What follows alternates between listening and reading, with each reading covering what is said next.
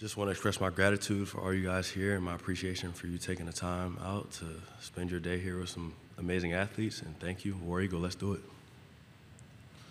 Okay, who has a microphone for the first question? Okay, right here on the aisle.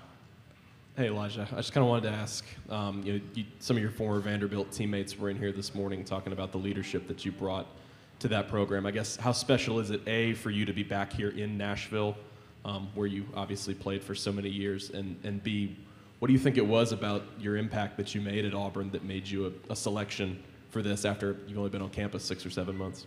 It feels great to be back in Nashville, a place I've shared many experiences with a lot of people. But the best part about it is I'm here representing the Auburn family. And I think you talked about leadership, and what makes my leadership unique is my connectivity, my ability to be consistent every single day. And that shows up in how I play and how I interact with my teammates. Right side, second row. Daryl Dapprich, Locked on Auburn. Elijah, due to the craziness of the SEC schedule, I mean, you've heard that Auburn is one of the toughest places for opposing players to play. You have not played in Jordan-Hare Stadium because Vanderbilt hasn't played there in a long time. How much are you looking forward to getting in front of the orange and blue, the home crowd, and playing in that atmosphere? I'm so excited and blessed to have the opportunity to play in front of the Auburn faithful, and I'm excited to be able to represent them the best way I know how by making plays and be able to be in a stadium where the fans are for you, they're excited, and they love their football. So I'm very excited to experience that. Left side, fourth row. Elijah, Dan Peck, ESPN 106.7 in Auburn. What can you say about the other guys playing your position there, the Jack room at Auburn, and what you've gotten to see since you arrived on campus? The Jack position room is unique. We all have different skill sets. We all have different experience levels. We all have different things that we can bring to the table to elevate our defense and elevate the team in a lot of different ways. So I'm excited to put that on tape every single Saturday. And what was the second question you asked? Okay, great. Left side, third Ryan row. Hennessy, NBC 13 in Birmingham. Just want to ask, what was it about Hugh Freeze that sold you on Auburn? What kind of leadership has he brought to this team in the short time he's been here?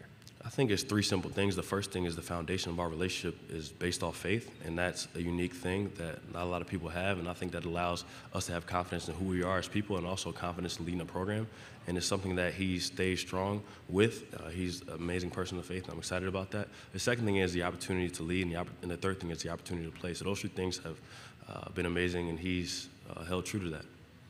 Left side, fourth row. Elijah, Jamal Kennedy, WSFA 12 Sports in Montgomery.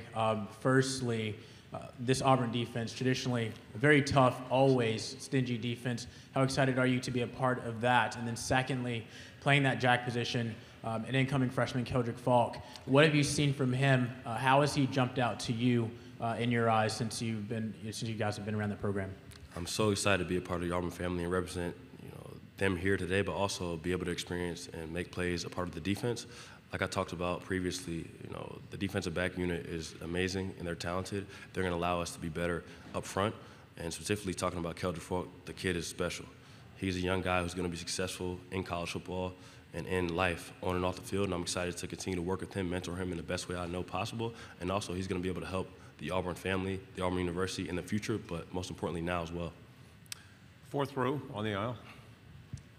Elijah, Jeff Spiegel, ABC 3340 in Birmingham. You got your bachelor's, you got your master's at Vandy, you're working on your doctorate at Auburn. What's your end goal when it comes to your education and what you want to do when you're done with football? I always laugh and I tell people all the time, it's like, I don't know if you ever know or seen Thanos. I want to get all the Infinity Stones I can in life, I want my family and the kids and everybody around me to understand that you can do anything you want in life. And the end goal is to continue to elevate who I am as a person, mentally, emotionally, physically, spiritually, in all facets of life, and continuing to work in the academic space, working on my doctorate. I want to be able to write 2 books. In the future, be a professor at university and continue to improve myself off the field. And on the field, I'll continue to become a better football player and let chips fall where they may. Second row.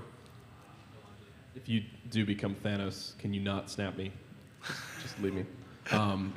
Talking about the offensive line, you guys had some transfers come in with you in this class. What did you see out of those guys as they kind of gelled throughout spring practice? And what do you think that group has done well so far opposite you on the line of scrimmage? Well, firstly, I want to give a shout out to our recruiting staff, Coach Freeze, and everybody in between who had a great hand in allowing our roster to elevate, specifically on the offensive line. I've seen great things and great improvement from the offensive line, particularly, thinking about January to now where we sit in July. Coach Thornton's an amazing coach. All across the board, they're guys that have experience in different leagues. Some guys have experience in this league, and I'm excited for you guys to see what they can do on Saturdays. Fourth row, left side.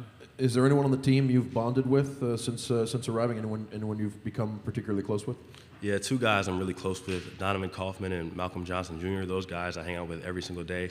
They actually have a podcast called Behind the Helmet that they, allow you guys to get an inside look on who we are as athletes behind the helmet. And those two guys I connect with every single day. I'm actually going to be featured on an episode here on Thursday as I do my back-to-school drive in Auburn to give back to the community. Front row. Chris Farble in KCOU 80.FM in Columbia. So you come over from Vanderbilt and you're in the portal and you have all these options. What made you choose Auburn? And on top of that, what's that game in Week 10 this year when you go back to Nashville? What's that going to mean to you personally? Well, firstly, what drew me to Auburn was who Coach Hugh Freeze is and how he connected with me on my visit, as well as the opportunity, again, to lead and to play. And most importantly, the tradition Auburn has and the fans that they have and the love that they have for their program. And I'm just excited to continue to represent them in the best way I know how. And I'm not really looking too forward to the game Week 10. I'm just looking forward to putting my best foot forward and making plays on the field for Auburn. We have two final questions, left side. Elijah, I talked to somebody on the beat. I'm not going to say who it was, but they talked to you earlier today and came away so impressed they think you're going to be president of the United States someday. Any political aspirations? No, I try not to get in politics. I'm more interested in people and elevating them to make our world a better place. Final question, back row.